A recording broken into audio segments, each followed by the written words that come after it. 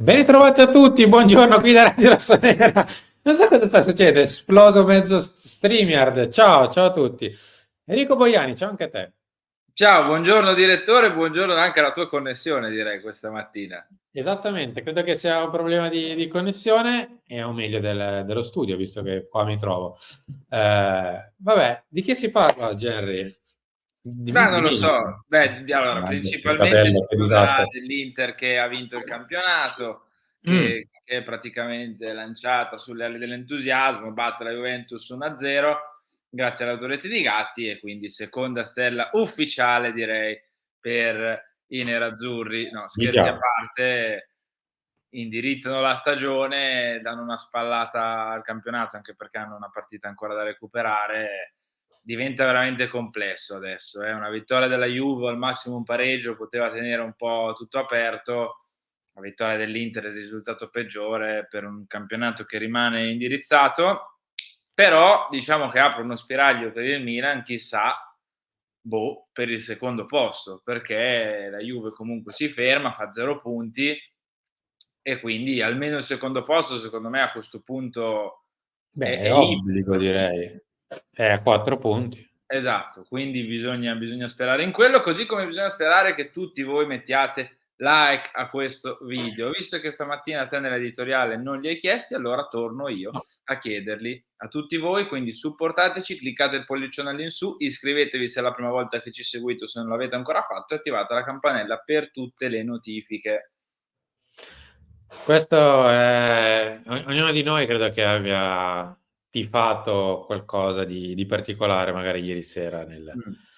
chi magari tifava il Bari, chi la vittoria dell'Inter, chi la vittoria della Juve, insomma.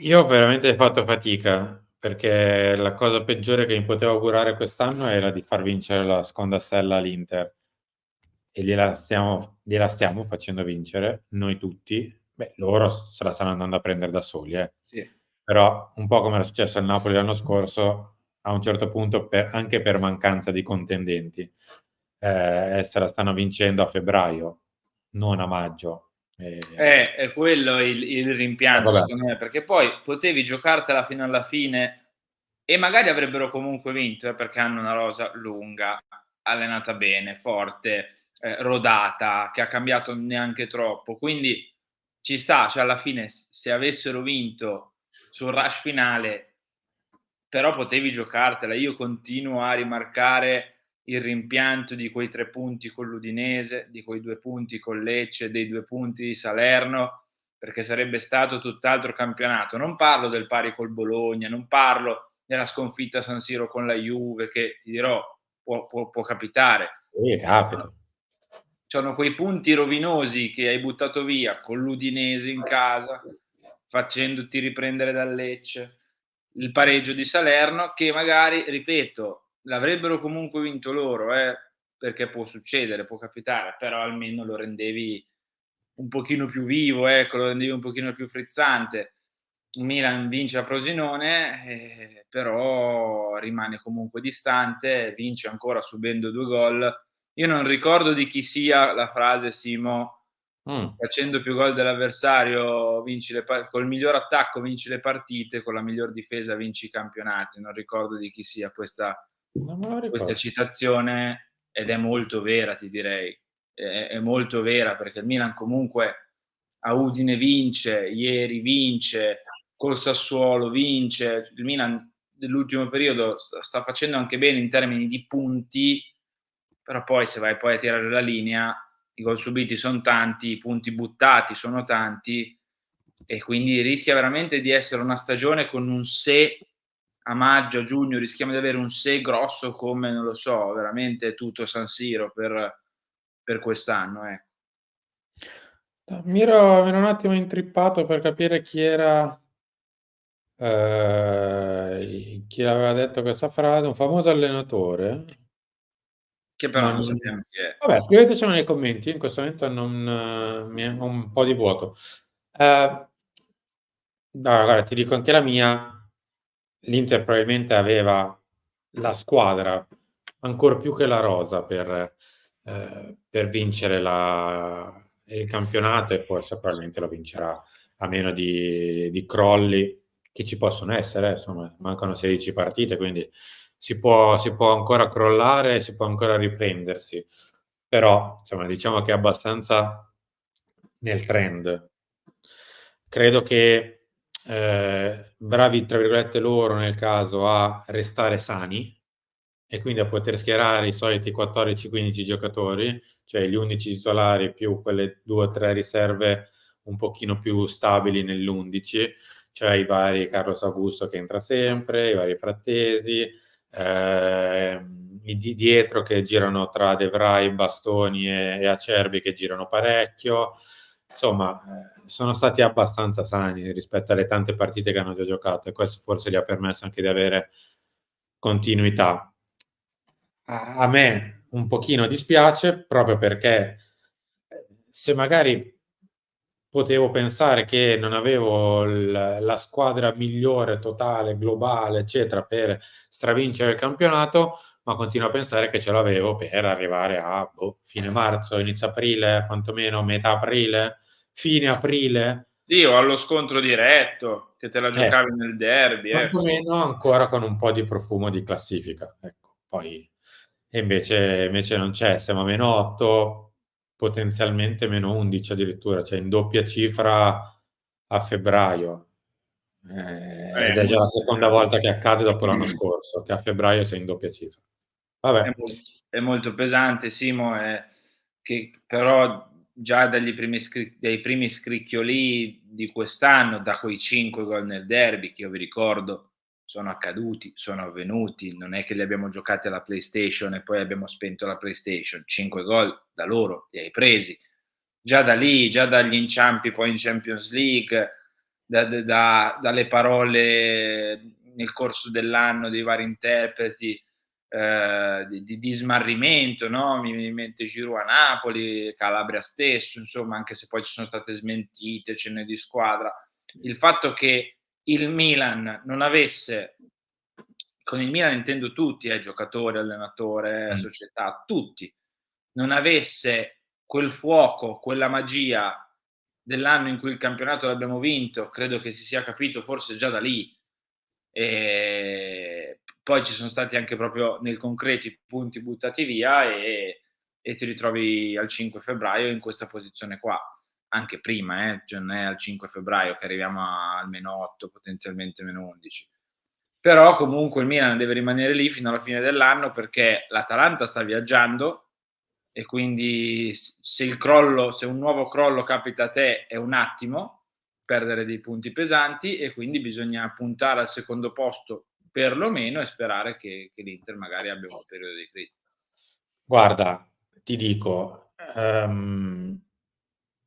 l'ho detto anche un paio di settimane fa, credo che l'Atalanta arriverà.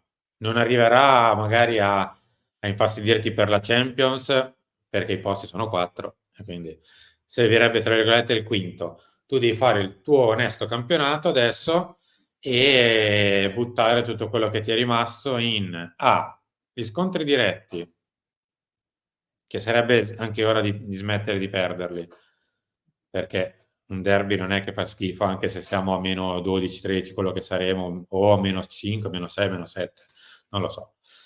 E B, l'Europa League, che è una competizione che è neutra per ora, ancora è intonsa, non abbiamo fatto ancora niente e giovedì prossimo la cominciamo, Sì, senza sottovalutarla perché potrebbe essere davvero l'unica occasione per strapparci una mezza gioia sì. quest'anno. Perché schifo non fa, poi. E ti direi, a proposito di Europa League, poi arriviamo a Jovic e Sì. Conte, rischiamo di incontrare delle squadre molto impegnate nei loro campionati, ma molto impegnate, perché Mh. anche il Leverkusen e il Liverpool, che sono più forti, perché sono più forti, ad oggi son più Il forti, Liverpool sicuramente, senza ehm ombra di du ma io forse ti direi anche il Leverkusen. Però il Leverkusen ha pochi punti sopra il Bayern Monaco, ha una chance ghiottissima per questa stagione. Il Liverpool, dopo la sconfitta con l'Arsenal, invece di dare la spallata decisiva alla Premier, ha rimesso tutto in gioco, contando che il City deve ancora recuperare delle partite. e quindi Liverpool e Leverkusen, che pensiamo possano essere le candidate alla vittoria, avranno degli impegni importanti. Va bene, andiamo a parlare un attimo di Luka Jovic. Insomma, è più bella la parte sopra del titolo, diciamo, gran riserva, come una sorta di liquore, di vino, di amaro, non Sì, so, divino. piuttosto che panchinaro d'oro, perché veramente se entra, segna, Milan convinto, rinnovo più vicino. Luca primo in A per il gol da subentrato, il club può allungare il contratto al 25, dialoghi sull'ingaggio presto nel vivo. Li vediamo anche qualche suo numero, a 0, 2 di ingaggio, che scade tra l'altro tra 5 mesi, perché scade a giugno. Per il club c'è l'opzione di rinnovo annuale. 711 minuti, fino a novembre la media voto era 5, Usti. Da dicembre adesso la media voto è 6,5, e perché praticamente da Frosinone andata a Frosinone ritorno ha concentrato tutti i gol che ha fatto al Milan. Beh, ma, io credo che stia facendo veramente il possibile e l'impossibile per strappare una conferma, eh. Mh. E posso dirti, se la sta meritando. A me questo Jovic come tipologia di giocatore non fa impazzire.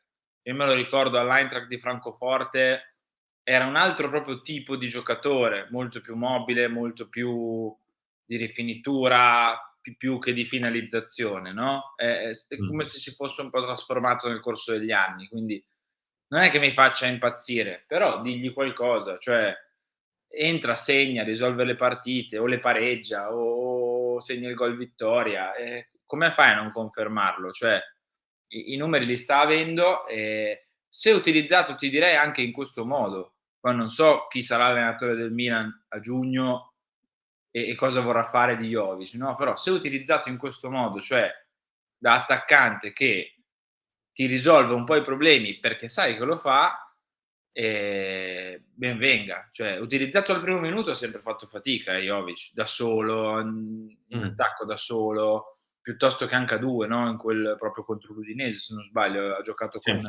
con Giroud. Ha sempre faticato, ma non faticato nel senso che ha avuto 2, 3 palle gol e le ha sprecate. Faticato nel senso che non vedeva biglia, cioè proprio non gli arrivava mezzo pallone, faceva 2 o 3 sponde sbagliate. Quindi in quel modo lì abbiam capito che c'è ancora tanto da lavorare, c'è tanta fatica. Però poi se lo butti dentro in mischia, in partite un po' caotiche, che ormai sono all'ordine del giorno per noi, i gol li fa e quindi ripeto, non sarà l'attaccante migliore al mondo, ovviamente, però cioè, digli qualcosa e i numeri sono dalla Ah, sua no, parte. no, assolutamente no. Chiudiamo un minutino su Conte. Qualche conferma il giovedì, qualche smentita il venerdì, qualche conferma il sabato, qualche smentita la domenica. Si viaggia un po' così, divisi un po' a metà, tra chi continua a confermare che Conte potrebbe essere uno dei candidati, o il candidato forte, o addirittura per alcuni il candidato unico per diventare l'allenatore del Milan, e chi invece dice non c'è niente, non c'è nessun contatto, rimanda un po' alle parole di Zlatan pro Pioli, eccetera, eccetera. Io rimango della mia. Conte è stato contattato, sì, non ha firmato ancora niente, quindi decisioni definitive ancora nulla. Dire che non se n'è fatto nulla, non è stato né contattato né hanno fatto colloqui che possano portare, scusate, a pensarlo come uno dei candidati, e ti dirò in questo momento è il candidato, mi sembra ogni volta voler esagerare sia da una parte che dall'altra. Non per forza bisogna essere democristiani, però se le cose non sono, diciamo così, accadute o non sono, diciamo decise, è inutile spingersi o di qua o di là. No, esatto. L'unico augurio che ho è che, come diciamo abbiamo detto spesso, è un po' un augurio che abbiamo da un po' di anni, prima per i giocatori, poi per i dirigenti, adesso per l'allenatore, è che si arrivi a una decisione non pubblica, non influente nel breve periodo, perché comunque la stagione la devi portare a termine, però che si abbia ben chiaro in testa cosa fare. cioè che l'allenatore sia già scelto, poi magari non firmato, senza un contratto, però che sia stato già scelto in questo periodo, che si inizia a lavorare già sotto traccia con un possibile nuovo allenatore, o se dovesse restar Pioli, con Pioli, anche se dubito e mi auguro che si cambi, però che si inizi già a programmare l'estate che, ripeto, nel calcio è fondamentale già da adesso, già da queste settimane, perché poi rischia di diventare troppo tardi e rischi, come abbiamo fatto negli ultimi anni, di essere in ritardo. Eri, siamo arrivati in chiusura, ci lasciamo alle 11 con Chiama Milan, alle 13 c'è Lancia, alle 16 il Torque, alle 19 la lavagna tattica. Grazie, Grazie a te, grazie a tutti, mi raccomando mi piace, ci ritroviamo presto. ciao.